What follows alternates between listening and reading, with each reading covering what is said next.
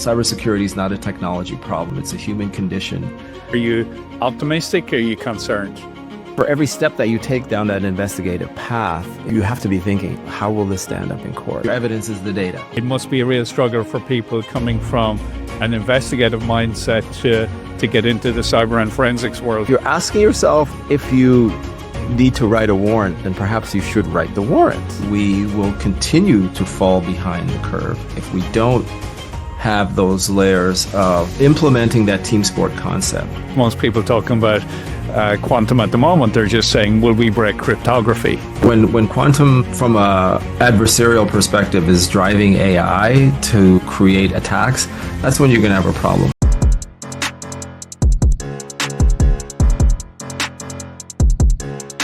Kenrick, thanks very much for joining us. Thank you, John. Happy to be here. Thank you so much for having me. Kenrick spent nearly 2 decades with the Toronto Police, leading complex cybercrime investigations and working alongside global partners such as Europol, Interpol, and the FBI. He's a unique background that spans both high-level IT leadership, private sector, frontline law enforcement, and he's navigated cases that cross borders, industries, and technologies. Anyway, let's jump right in and talk about your background. And for somebody who had a background and a very strong career in IT in the private sector, why did you join law enforcement? What was the motivation? And how did your tech background help in that transition? Yeah, I mean, the motivation was somewhat more of a life decision than, I guess, a career decision at the time.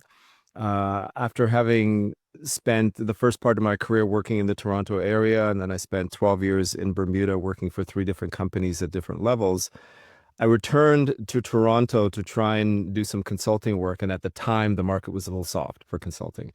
So I was, through a good friend, it was suggested that I look into law enforcement because it's an area that was growing in terms of the need for that skill set, not so much on the IT support side, but on the sworn law enforcement and investigative side, because technology, the internet, and cyber started to have a greater impact on criminality. So what I did look into it. I thought, well, with my tech background, maybe digital forensics might be an option.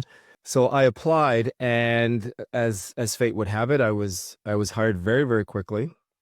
And then about 6 months in, still on probation, mind you, I had a look at what was really involved with this whole digital forensics thing. And I knew very quickly that after the work that I did working in tech in the private sector, that doing digital forensics within law enforcement was really not for me. It's very important work in the investigative process in terms of from an evidentiary perspective. But I think I'm more of an adventurous spirit who wanted to, get out and peel back the layers in some of these investigations. So at the time, what I ended up doing was I got some good advice, and the advice was, take the investigative path, take all the courses, take all the training. And it served me well, because after taking major case management, forensic interviewing, search warrant writing, all the sort of the requisite courses to become a fully qualified criminal investigator, my agency started a cybercrime unit in 2014. And that was when, it was that aha moment where it's like, okay, now I know I'm here. So I applied and quickly transitioned from divisional as a divisional fraud investigator, and a lot of that was cyber fraud related, to becoming a pure cyber investigator working out of intelligence services. And it was home for 9 years, and we can get into some of the things that went on during that time, but I knew at that time that this is really where I needed to be. In terms of how that background helped me, I can't overstate it enough. It was a huge asset to be able to look at some of these cases and look at the evidence and be able to very innately understand the evidence and what was going on. I started saying very early in my cyber investigations career that I could see the matrix. The analogy to the movie where, you see all that stuff going on the screen, but it made me, I think it made me a better investigator, and it really helped me to um, be an asset to the team. I think in terms of being able to achieve that attribution. Um, having a background in network infrastructure where that was your job. You designed, built, and secured networks, right? So when a file came in where there was a breach of a network, I understood very quickly, perhaps, using the analogy of the OSI model, okay, this is a layer 2 breach, or this is a layer 1 breach, or this is, this looks like it's probably session hijacking because of this happened and that happened. But, having that strong tech background was a huge help. There was a lot of debate in my agency and probably across a lot of other agencies too. Do we get tech people and teach them to be investigators, or do we get good investigators then teach them the tech? What works better?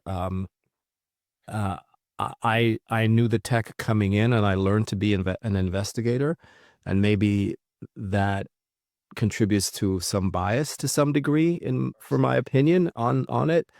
But I think that understanding the tech is a massive asset. Did you see a lot of people struggle going the other direction, investigators trying to learn the tech, because,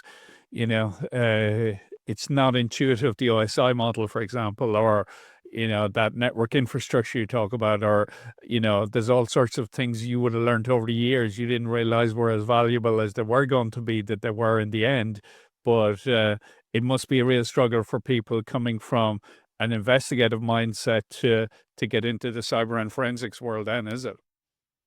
Yeah, I would think so. I think I saw different examples where investigators had very strong investigative backgrounds, and they struggled with understanding the structure of the tech and organizing the evidence, and but there were others that I think did better, mainly because they had more of that logical mindset in terms of what it takes to understand the technology. I mean, they were really good investigators in other units. One of my biggest cases, my partner came from a non-technical investigative background, but she was a crackerjack investigator. We played off each other really well because she was a solid investigator. I understood the tech really well, and we worked really well together. So I think that's another thing in terms of how agencies can do things really well in terms of blending the assets. And that's not just in terms of strong investigative backgrounds or strong technical backgrounds, but also how do you partner a solid sworn officer investigator with a very strong technical analyst and make that a very strong team together, right? So, and I think there's some agencies that do that really well. The Dutch are extremely proficient at that. I've seen it from some projects that we've worked on through Europol together. The Germans, the French, their federal cyber teams are incredibly advanced, incredibly symbiotic in the way they partner that law enforcement investigator with the technical analyst to produce a really, really strong team and positive results. So you see it as a team sport rather than an individual investigator. You kind of often see it on TV as the individual is there on their own in a dark room figuring it out. Right. You see it as a team game. Oh, 100% a team game. Not only, so I think the team you could almost look at it in layers, right? So within an agency, I think there's definitely the requirement and indeed the necessity for a strong team with different skill sets to come together. I mean, even looking at something that we use here, the major case management model, where you have, your lead investigator, a file coordinator, you have someone who is the property person and the evidence person. You have different segments of that model that come together.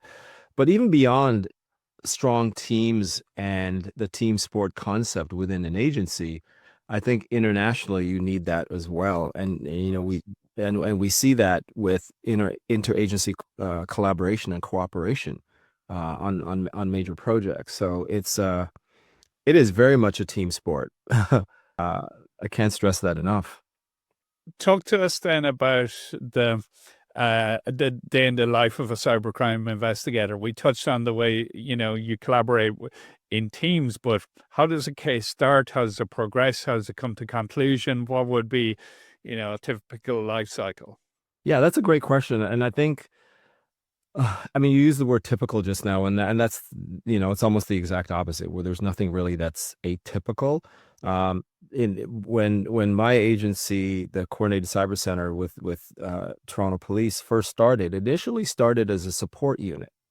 It started as a support unit to support other specialized units where there was a technology or cyber or internet related component to the offense. No 2 days were equal, because you get a call from an investigator from the homicide squad, and they would need your help with something to do with perhaps social media or something else like that, and then you'd get an intake request from financial crimes, and they've got another issue where there's some servers involved, and it was a business email compromise, or it was a theft of a large asset, and the evidence was perhaps on email servers somewhere, or a portion of the evidence. So our unit got involved in supporting that. So there's the support side, because when you look at cyber, there's really two sides to that same coin. You have the technology as a tool where the tech is used to facilitate the criminal offense. And then you have the other side of the coin, which is what we call pure cyber, where the technology is actually the target. So the target is the data. The target is customer data, client data, the proverbial crown jewel of the organization, the engine that runs that business. So we're looking at ransomware, we're looking at data exfiltration, we're looking at business email compromise, you're looking at things that impact the data. So there's not necessarily an atypical day. There's definitely the requirements to support other agencies that are investigating, an assault or a robbery or other criminal offenses where the tech was involved somehow, and it's beyond their scope, it's beyond their reach. So they reach out to a cyber unit to get some support on that. Our unit at the time quickly evolved because the cases became far more and more complex. And it was beyond the capacity of someone in perhaps financial crimes to be able to investigate a large scale case where clearly it was more of a hack or a data breach than just the compromise or theft of financial assets. So the unit grew in size and scope and mandate to be able to then support companies that were becoming victims of ransomware and other types of technology as a target related offenses. Maybe they may have something in common in terms of the methodology that you would take in terms of how you proceed through the investigation. But everyone is completely different. And case in point to that would really be, and going back to the team sport concept, right? I remember one case where we had really good disclosure and through breach counsel of some indicators of compromise for this particular matter, and it was a business email compromise. And one of the things I did at the time was I shared the information with our Canadian counterpart at JCAT, the Joint Cyber Action Task Force at Europol, where if you can picture a giant room with a couple dozen countries, and all the country flags are hanging from the ceiling, so you can see what's going on. So I was curious to see if anybody else was seeing what my victim here in my jurisdiction had experienced. So the same day I received the evidence, I shared some of that through the normal prescribed channels of disclosure with JCAT, and the very next day I found out from my German counterparts that they had victims with the identical indicators of compromise. So now we know that, okay, these threat actors are targeting Canadian organizations, and they're targeting some in Germany. So let's have some conversations about what the next steps might look like. So very, very important. Nothing necessarily atypical, but again, re-emphasizing that team sport concept. It keeps it interesting, I'm sure. Absolutely. And now, Kenrick, you spend a lot of time advising police departments. And from when you started on this journey where cybercrime was a support, how do you seen that evolved, where the kind of help that other police departments use, the maturity of cybercrime investigator as a profession or a recognized skill set within police departments? Talk to us about that and what you're seeing through the advice channel, and where you think we are in a maturity model of the role and the profession within law enforcement. Yeah, I think it's come a long way. When Toronto started their agency, they were the first.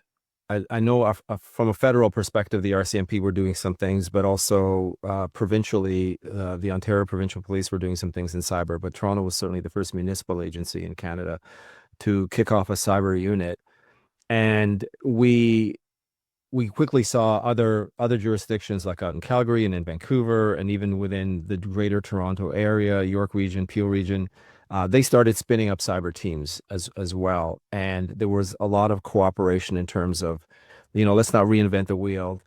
Come down, spend a day, see what we've done, the tech that we've standardized on, our policies, procedures, our forms. Here's our form, take out our logo, put yours in. For things like account takeovers and different things like that. So there's definitely a lot of cooperation there. There was some conversations about what it would take to become a qualified law enforcement cyber investigator. Like what's the path in terms of knowledge, experience, training, et cetera. And that's grown quite a bit over the years. I think there's two distinct paths that have evolved. There's the sworn officer side where you have someone who is an experienced investigator, irrespective of the technological background or strength. You have that sworn officer side, and then you have the civilian side. And I think in recent years, what we've seen is a greater push within agencies towards civilianization of some of the roles, where you can bring in someone from the private sector or someone straight out of university with some very, very strong skill sets in terms of software engineering or network infrastructure and things like that, and then sort of plug them into the team. Again, I mentioned earlier about how well the Dutch cyber team, they do an incredible job of doing that. So I think it's becoming a recognized role. I think one of the challenges, though, is awareness. Because if you look from the outside, from the victim perspective, what happens a lot of times is that there may not be that engagement that's necessarily to have the criminal complaint filed and then have a proper investigation ensue, where victims may, and I don't have the statistics or the numbers, but I know it happened often, and I know it still does to a large degree, and it's lack of awareness in terms of what the public and generally the private sector, small, medium-sized businesses, generally, how they view law enforcement when it comes to cyber. They generally believe two things. Number one, they believe, okay, whoever did this is halfway around the world, so what's the point?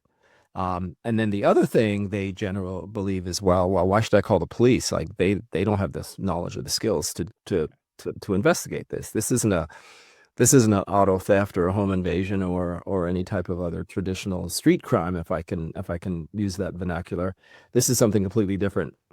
So a big part of the challenge as well, and it's been like that for a dozen years, and I think it may continue for a while, is the awareness piece and really developing that partnership. And here's the next level of partnership now, is working, that public sector, private sector partnership where you have law enforcement really working with small business groups, chambers of commerce, all sorts of other things like that, to really raise the awareness. We're your partner in this, and here's some different ways that we can work together to solve this problem.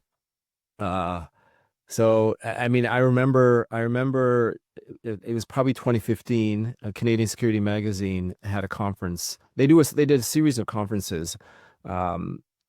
And one was on something, so it would be on compliance or on privacy, and this one there was one specific one called on cyber.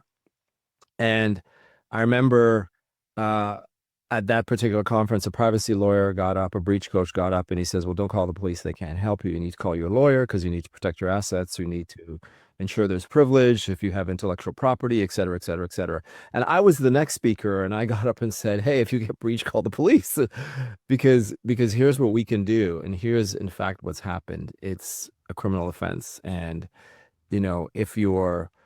if your building was broken into and physical assets were taken, you would probably file a report. So if your servers were compromised, or if your cloud tenant was compromised, it's a criminal offense. A lot of virtualization to it, but it's still a criminal offense. So call the police.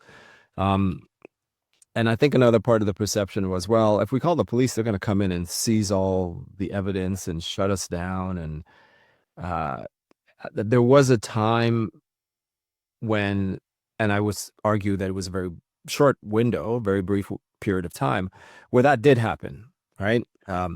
But that was a very, very long time ago. And law enforcement, certainly in the Western world, they work with victims to try and preserve the business, to try and solve the problem without having to remove servers or remove evidence like that. So, but what we've seen an evolution with privacy issues and concerns, and all the lawyers have gotten involved now. I presume then, if people aren't reporting it to police, that do you think we have an issue of underappreciation or underreporting of cybercrime because of that? I think there's an underreporting of crime in general. Okay, not just cybercrime. Yeah, I think there's an underreporting in cybercrime because of some of the things I mentioned previously. But I think one of the challenges also, and I don't know, I can't speak specifically to Europe or other jurisdictions, but certainly in Canada, and I think this translates well to the United States as well, is that there are different conduits or mechanisms for reporting.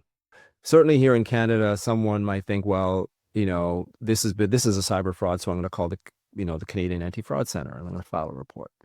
Or, we're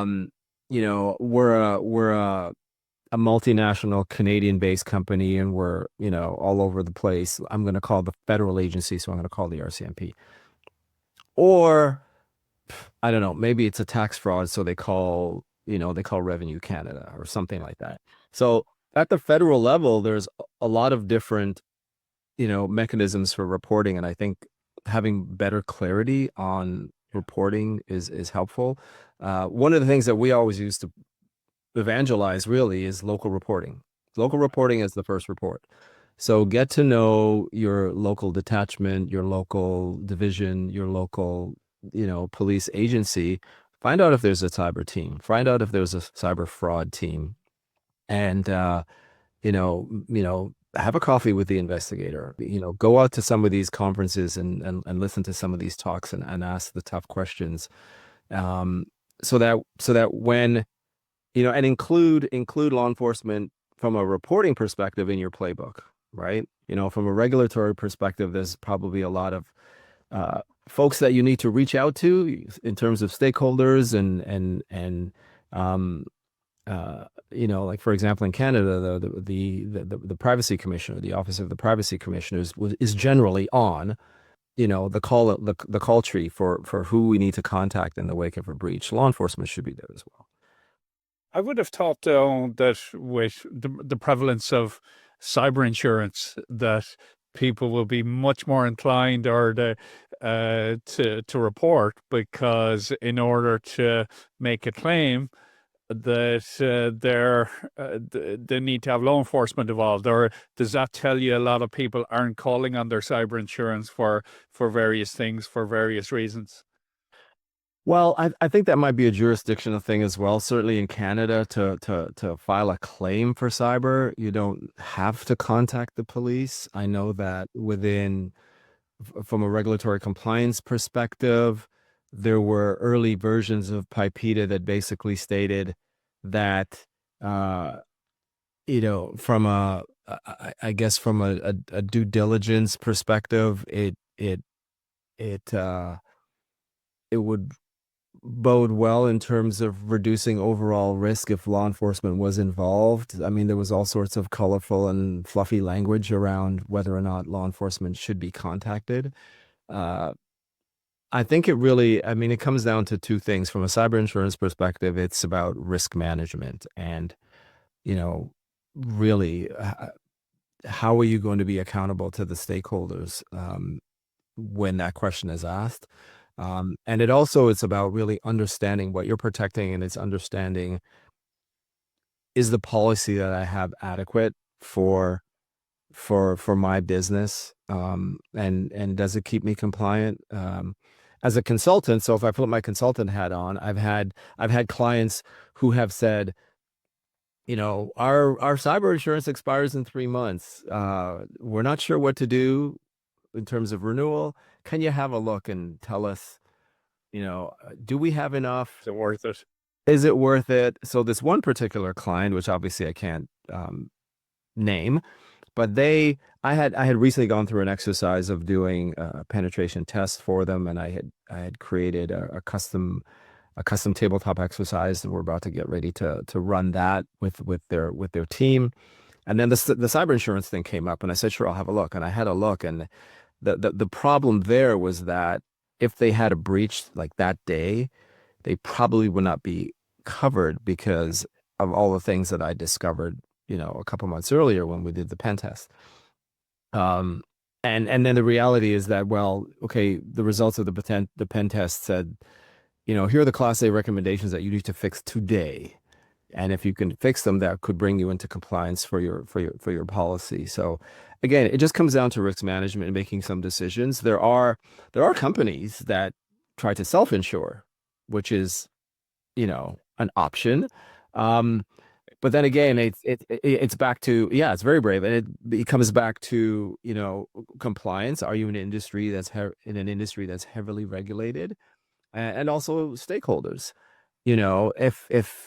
If you're putting away X, in under a mattress somewhere in case you got breached and you had some financial backing to be able to respond, is it enough? And you have to answer to the stakeholders, right? And well, why didn't we have a policy? Why, because the beauty about having the right cyber insurance policy is that, and it's like any other insurance, with one phone call you can activate quite a number of very specific and very skilled resources, and cyber is no different. And it's really, you can say, well, we're self-insuring, we have $1 million in the bank that's there specifically in case we get breached. But there's a little bit more to it than the monetary asset. There's the response in terms of forensics, managing the PR, there's a laundry list of things. So it's more than just, writing a check. You kind of have to have that incident response playbook and ready to go. And more importantly, in my opinion, have it tested, which is, circling back to the tabletop exercises, they're very important. Interesting. And if you go back to earlier, you made a comment about, the room with the flags around the place, and how you were able to share information with your German counterparties. Then you discover, we're not alone on this. This is an international incident rather than just in country. Can you share any other examples or get into some of the detail around how, cross-border collaboration is really part of the cyber crime landscape, maybe even much more so than any other crime that a law enforcement agency has to deal with? 100%. I always say that one of the biggest differences between regular street crime and cyber is that with regular street crime, you could pretty much have everything happening in the same jurisdiction. And when I say everything, I mean from the victimization to the criminal complaint to identifying persons of interest to elevating that to identifying suspects to now gathering enough evidence to write a search warrant, gathering further evidence from the search warrant, making an arrest, putting that before the court, because now you've built a case that has a reasonable prospect of conviction, and working with your prosecutor to receive some level of quote unquote justice. Now, that can all happen in regular criminality in the same jurisdiction. You virtually never see that with cyber. You virtually never see that with cyber. I've seen it, but primarily with things like an insider threat, right? That can often happen in the same jurisdiction. But just about anything else with cybercrime is cross-border, is multi-jurisdiction. A packet does not see an international border. It doesn't really care. It jumps on the BGP protocol and it's gone. It's crossing borders, faster than someone with a really good passport and a frequent flyer card, so it's really, really important to have that cross-border coordination. The work that's being done at Europol with JCAT is a huge asset, and it's at a bare minimum. It would be great to have more countries involved. It would be great to have sort of satellite locations in different countries of things like that. We do have things like the Budapest Convention, which allows sharing of evidence between agencies that are part of that convention. We also have the MLAT, the Mutual Lateral Assistance Treaty, which allows law enforcement to partner with agencies in other jurisdictions to have them act on their behalf. I have a really good story about using an MLAT to help out one of my victims, and if I can share that really, really quickly. Yeah, please go ahead. So it was a Toronto-based large Canadian multinational, and they had been the victim of a business email compromise that I had been investigating. Several weeks later, they contacted me again. I thought it was an update on the existing case, but it was a new file. It was a ransomware. And very quickly after, again, going through that JCAT channel, there was information from a third-party vulnerability research company in Europe that saw some evidence that they as a friend of Europol, they shared that information with Europol, and that information indicated that there was a connection between that dark web data they were seeing and the victim that I had in my jurisdiction. So what I was able to do was I was able to identify the hosting center where that data was. It was in a European jurisdiction that I couldn't get to physically. I've been fortunate to travel in the past for work and for investigations, but for something like this, it just was not going to happen. But what I was able to do was I was able to write an MLAT to this foreign jurisdiction. So once I drafted it, it was rubber stamped by the federal court here. It was sent to that country where it was endorsed in their court. And then law enforcement in that country, on the strength of that MLAT and the evidence I provided, were able to walk into the data center and basically decommission the infrastructure. Now, the interesting thing to that story is that during that whole process, which lasted about 9 days, there were ransomware negotiations going on.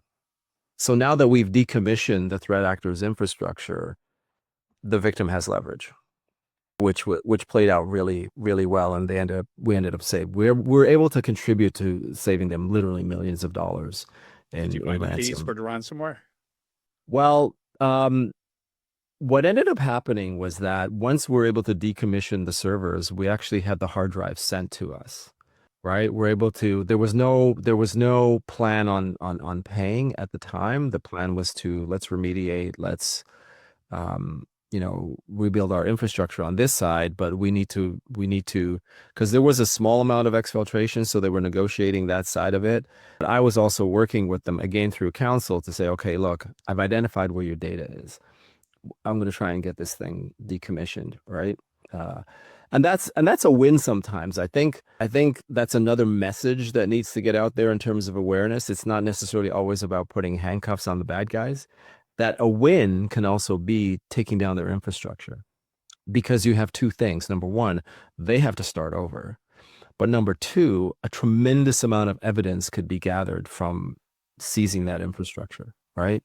In terms of who they are, their methods of operation, maybe even, future plans that they may or may not have. So there's some definite wins there. Taking down an infrastructure is a massive win as well. Fantastic. And in terms of that collaboration, you extend it further out and you look at private sector, public sector, companies like Siren. How do you see how we can get better at collaborating across those types of jurisdictions? Well, I think it starts with recognizing that in the absence of that type of communication, you have a problem, because the bad guys are working together, right? The threat groups are working together, and they're working together quite professionally, quite seamlessly, quite collaboratively. And the other challenge is that, unlike street crime, where you have evidence in the form of physical evidence, in the forms of DNA or fibers or fingerprints or different things like that have their own arguable shelf life and volatility. Within the cyberspace, your evidence is the data. Yeah. And the challenge becomes that, okay, how do we secure this data? How do we preserve it in terms of continuity?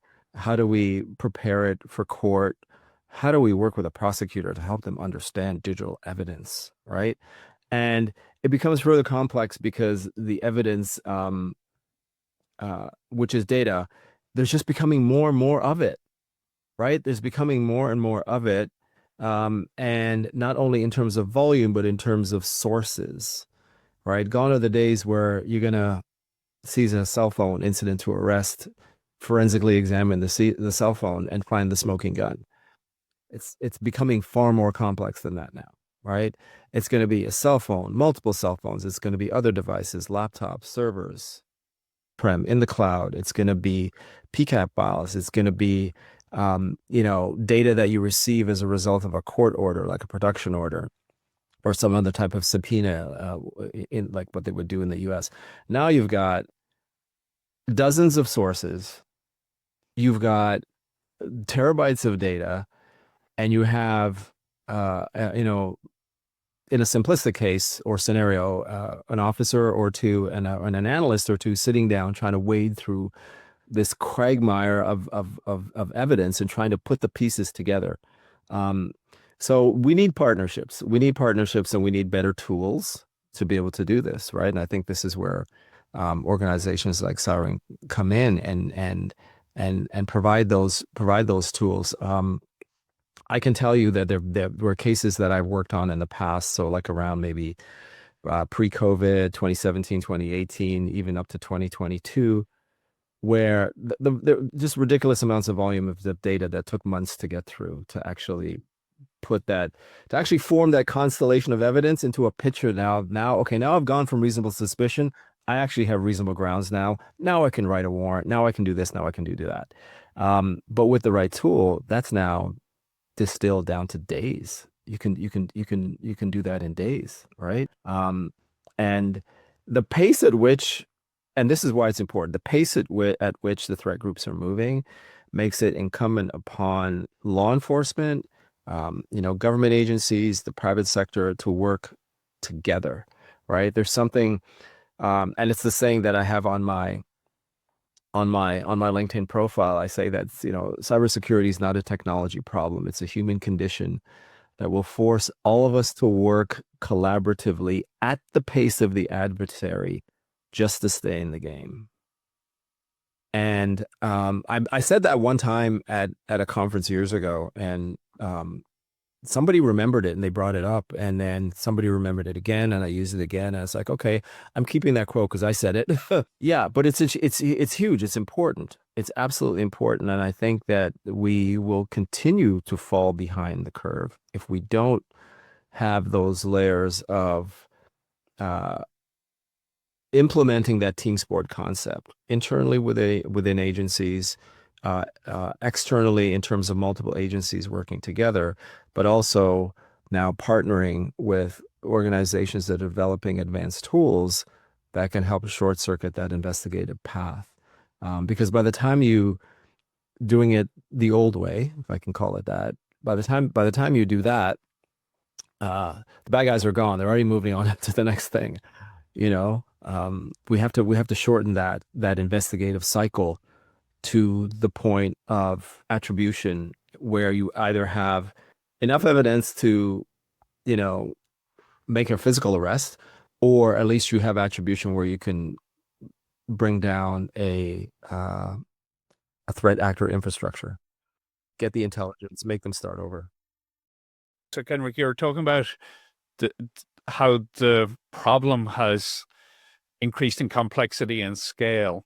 But if you look at the technologies we're bringing to bear to that problem, what are you excited about there? What do you think is interesting? What can the cybercrime investigator expect in their toolkit over the next year or two? Well, when it comes to cyber, I think there's the evidence. The evidence is generally very strong. By the time you actually have a proper case put together and you're ready to either bring down an infrastructure or work with a prosecutor to bring something credible before the courts, I think the challenge is that it's very difficult to manually, with human eyes, be able to take these desperate pieces of evidence. I call them constellations, right? You think of a constellation, the analogy is either it's a bunch of stars, but until you start connecting them and drawing the outline, you can't see actually, oh, that's Orion, or that's something else, or whatever it is. That's what these tools do. And a product like Siren does that very well, because it can tap into different data repositories of evidence and help you make those connections. What we're seeing as well in the threat actor environment is we're seeing how the threat actors are using AI, right?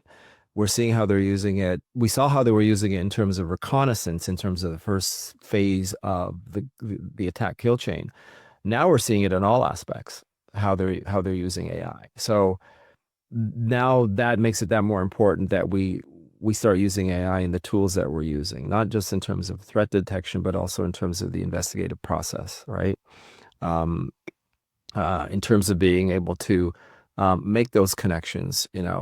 We've got Jay Smith, John Smith, Joseph Smith. Are they all the same person? I don't know. Well, maybe an AI in the background doing some resolution might be able to help. We've got terabytes of data. We've got a link chart that is just absolutely massive. Now I need to summarize this to send that to the major case manager. But I also have like 5 other cases. Well, maybe AI can help summarize the report. And that's where these tools, can again contribute to short-circuiting the cycle of the investigative process, because these things take so much time and we have to get better and faster at doing it.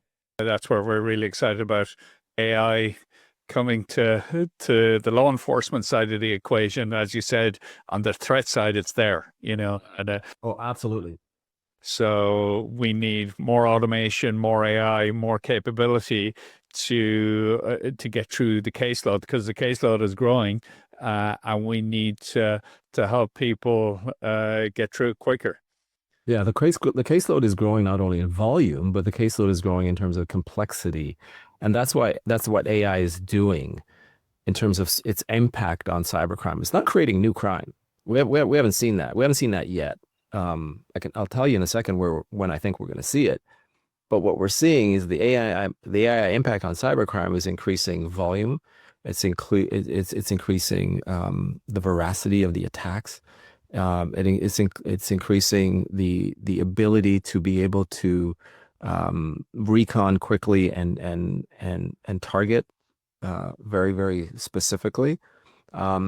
So we're seeing it. We're not seeing any new crime. We're going to probably see new crime when you have more quantum. This is just my humble opinion. When quantum, from a adversarial perspective, is driving AI to create attacks, that's when you're going to have a problem, because then you're going to start seeing, in my opinion, you're going to start seeing some pretty new and innovative types of attacks, and now it's a trickle down. Now you're going to have to it took us long enough to get tools in the toolbox in terms of criminal code charges that could be laid. Now, if we fast forward to quantum-enabled AI cyber attacks, how do you even sort of quantify that and create case law and write laws and create amendments to the criminal code so that law enforcement can actually lay charges? It's going to be quite challenging. So I think we have to there needs to be teams of people, think tanks that are thinking that far ahead, because it's coming. Interesting. No, that's why I love talking to people like yourself, where you've got the perspective of case law and how does this stand up in court, whereas most people talking about quantum at the moment, they're just saying, will we break cryptography? And what happens then is that, so no, I love that perspective around, the legal side of it and the impact in court. Yeah, it's huge, because so I teach and facilitate the Federal Cybercrime Investigators course at the Canadian Police College in Ottawa. And that's one of the things we try to emphasize is from inception, from criminal complaints, start thinking about prosecution. And if you have that mindset, it dictates how you do interviews, how you write warrants and production orders. It dictates how you handle the evidence, because for every step that you take down that investigative path, you have to be thinking, how will this stand up in court? How will I articulate this to the prosecutor? How will I do this or that? I've had students in the past ask me, do I need to write a warrant for that? And my answer is always, if you're asking yourself if you need to write a warrant, then perhaps you should write the warrant. Right? No one's ever you never get slapped on the hand for writing the warrant and it wasn't needed, but you will get raked over the coals if you try to seize evidence in the absence thereof. So it doesn't hurt to do it in the first place. Of course. So what advice would you give law enforcement agencies trying to improve their cybercrime investigative capabilities? Wow. A loaded question. I would advise agencies to focus on the evidence, teaching and educating investigators more about the data and how it can support a case, how it can support a prosecution. So not necessarily making technological wizards out of every investigator, whether sworn or civilian, but really help them to understand, like from a street crime perspective, there's courses that are taken. When I was in uniform, I was what they call a SOCO officer, a scenes of crime officer. So I was taught the importance of note taking, the importance of, photographing the scene, the importance of properly seizing, fiber and taking DNA swabs and doing all the proper things properly. So within the cyber perspective, looking at data as the evidence, really focusing on teaching investigators the importance of data, different types, different data types, different sources, encryption of the data, encryption at rest, encryption in motion, and then probably next to that would be really keeping up with the case law and being very, very careful to work with your prosecutors to make sure that you don't create any bad case law for us. We've had some interesting ones come out here in Canada, not the least of which was R versus Bykovitz, which speaks more to the Charter of Rights and Freedoms here in Canada, and basically prescribes that an individual has a reasonable expectation of privacy to their IP address, which creates a whole other layer of complexity from an investigative perspective, which doesn't make it impossible to do the job, but you just have to get better at being very consistent and doing the work, writing more warrants, writing more production orders, get good training. One of the things we're trying to do at the Canadian Police College is update the training, upgrade the course to include things like AI, to include things like quantum considerations when it comes to encryption, to include things like how do we handle really large volumes of data from an extended number of sources and properly do an investigation with that. So training is important as well. Um, and don't be concerned about reinventing the wheel, because make connections, because you can make connections through JCAT and Europol, and you can look at other agencies that are doing it well, right? Take the time, spend the money, sit down with the folks at in the Netherlands at the Dutch cyber team, the German team, the French team, and see what they're doing, because they're doing some incredibly good things that other jurisdictions can learn from. Fantastic. And when you think about the future cybercrime investigations, are you optimistic or are you concerned? It depends. That's kind of like a depends kind of question. I'm more of an optimist than a pessimist by nature, and I think that I think if we can do a few things really well, that we stand a really good chance. And for me, just staying a good chance really means we can stay in the game. We can keep pace. The collaboration piece is important. Bringing in the right resources, training, education, public sector, private sector partnerships are very important. And I don't think we take advantage of academia well enough. We need to get into the colleges and universities and have the conversations. I can't tell you how many times I've had young people say to me, how do I do what you do? I like what you do. How do I get there? How do I do that? Right? So be proactive about those partnerships and those relationships and have those conversations. I've had young people say, how do I do what you do? But I don't want to be a police officer. I don't want to carry a gun. But yeah, I like catching these. I like the idea of going after these groups and these bad guys. Like and that's a totally different path now. That's a different conversation.